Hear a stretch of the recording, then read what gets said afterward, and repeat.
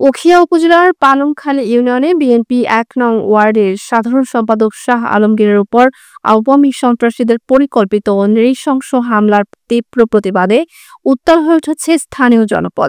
শনিবার রাতে সংঘটিত এই ঘটনায় গুরুতর আহত শাহ আলমগীরকে প্রাথমিক চিকিৎসা শেষে চট্টগ্রাম মেডিকেল কলেজ হাসপাতালে স্থানান্তর করা হয়েছে।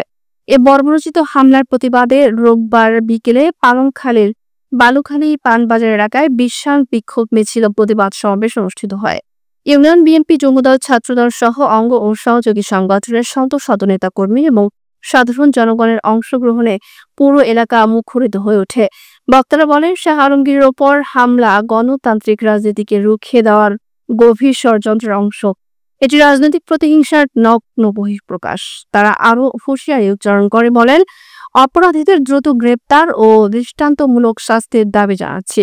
অন্যথায় যুবদল সহ সর্বস্তরের নেতাকর্মীরা জনগণকে সাথে নিয়ে রাজপথে দুর্বার আন্দোলনে নামতে বাধ্য হবে।